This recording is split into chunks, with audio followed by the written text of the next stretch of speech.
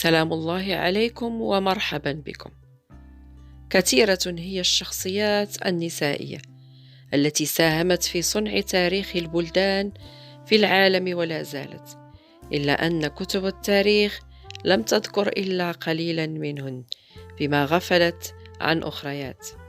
الشيء ذاته ينطبق على أرض المغرب التي عرفت مرور أسماء نسائية استطاعت ترك بصمتها ونقشت اسمها بأحرف من ذهب في مختلف المحطات التاريخية التي مر منها المغرب. وفي هذا الفيديو بعض السيدات اللاتي حكمن المغرب عبر التاريخ. كنز الأوربية نسبة إلى قبيلة أوربة الأمازيغية المسماة حاليا منطقة زرهون، وهي ابنة زعيمها إسحاق بن محمد بن عبد الحميد. تزوجها المولى إدريس الأول عام 788، العام الذي حل بالمغرب هربا من وقعة فخ خوفا من أذى العباسيين. ولما كان لآل البيت من الصيت الحميد استقبلته قبيلة أورب الأمازيغية فأنزلته منزل الترحاب والتكريم، وأوته ونصرته ودعمته فيما بعد لتأسيس الدولة الإدريسية. وبعد وفاة إدريس الأول أظهرت كنز قدرة كبيرة على إعداد ابنها إدريس الثاني لأجل تولي الحكم وتحمل عبء الدولة وهو طفل صغير، حيث أجلسته على كرسي الملك وعمره لم يتجاوز 11. وتقدم القوم لمبايعته في تلك السن المبكرة، فحكم البلاد بمعونتها ومشورتها، وازدهرت في عهده وقام بعدد كبير من الفتوحات، حيث يعتبر هذا من بين أهم المواقف التي تبين قوة هذه السيدة التي بصمت فعلا في تاريخ المغرب. زينب النفزاوية هي زوجة مؤسس مدينة مراكش. قال عنها ابن خلدون: كانت إحدى نساء العالم المشهورات بالجمال والرياسة، فقد كانت زينب النفزاوية ذات حسن وجمال، ذكية وحكيمة.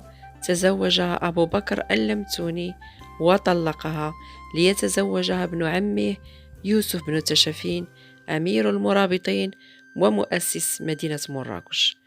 لعبت ابن إسحاق الهواري من قبيلة نفزة والأمازيغية دورا كبيرا في مسرح الأحداث السياسية للدولة المرابطية، وساعدت زوجها في الكثير من الأمور السياسية المستعصية، كما جاء في كتاب الاستقصاء، إذ كان لزينب دور كبير في تحفيز زوجها يوسف بن تشفين على بناء مدينة مراكش، سواء عند وضع أسسها الأولى في عام 461 هجرية أو استكمالها بدءا من عام 463 هجرية.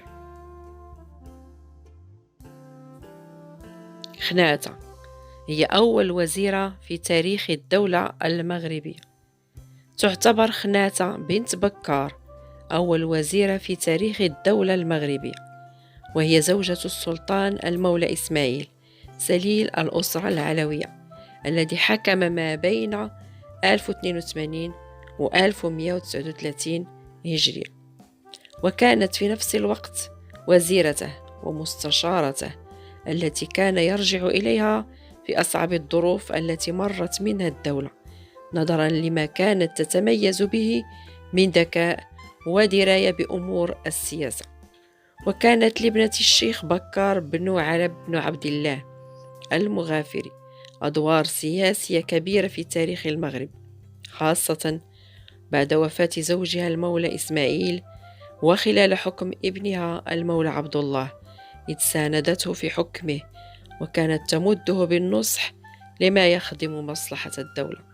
وقال المؤرخ عبد الهادي التازي في كتابه المرأة في الغرب الإسلامي: إن للسيدة خناتة دورا بارزا في تثبيت اتفاقية السلام والتجارة التي وقعت بمكناس بين الإيالة الشريفة ودولة إنجلترا في شخص سفيرها شارل ستيوارت، خلال الصيف سنة 1721 ميلادية.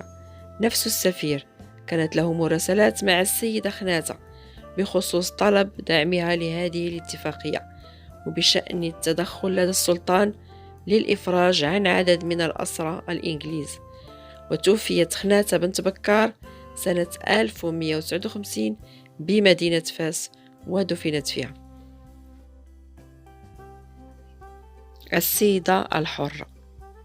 رغم شح المصادر العربية التي تتحدث عن شخصية السيدة الحرة، إلا أن المراجع الإسبانية والبرتغالية أسهبت في ذكرها ووفتها بعض من حقها، إذ أن الإسبان كانت لهم علاقة متصلة مع السيدة الحرة، خاصة مع حكام السبتة وقواد الأساطيل الأجنبية التي كانت تمخر البغاز.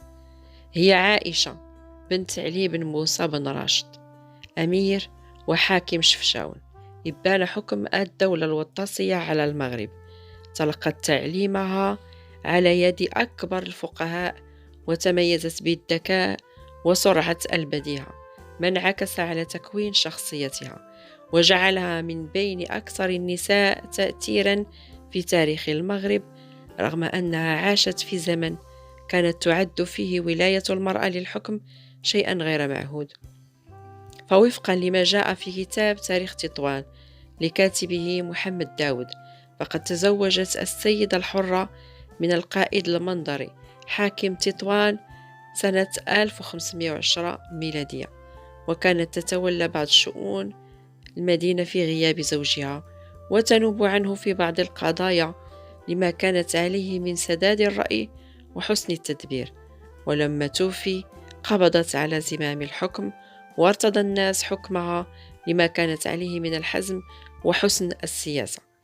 سحبت السيدة الحرة الحكم من يد المنظري قبل أن تتعرض لمؤامرة شارك فيها رجال عائلة المنظري وبعض سكان تطوان، وانقلبوا عليها سنة 1542 ليحل مكانها محمد حسن المنظري الذي طردها واستولى على ممتلكاتها وانفرد بالحكم في تطوان.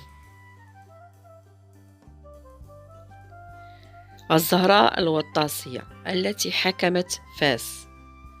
حكمت مدينة فاس في وقت وصف بالعصيب في تاريخ الدولة الوطاسية بالمغرب لمدة زادت على السنة، ما اعتبره المؤرخون دليلا على قوة هذه السيدة التي تمكنت من القبض على زمام الحكم في ذلك الظرف الصعب.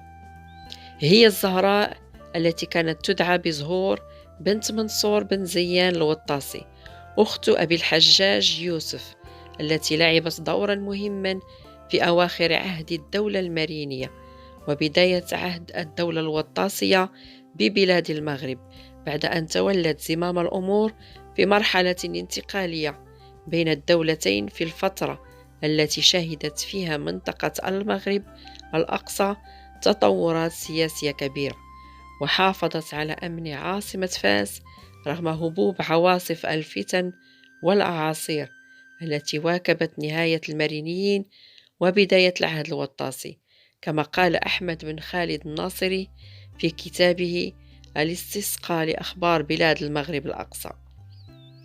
وبقيت حضرة فاس في يد أخت أبي الحجاج زهور الوطاسية مع قائده سجيري، إلى أن تولى الأمر محمد الشيخ الوطاسي أول ملوك الوطاسيين. وكان المغرب حينها يواجه أطماع القوى العظمى، لا سيما بعد التواجد العثماني في المغرب الأوسط والأدنى والإيبيريين في إسبانيا والبرتغال، إلا أنها استطاعت أن تحافظ على الحكم إلى أن تولى أمره محمد الشيخ الوطاسي كأول الملوك الوطاسيين بالمغرب.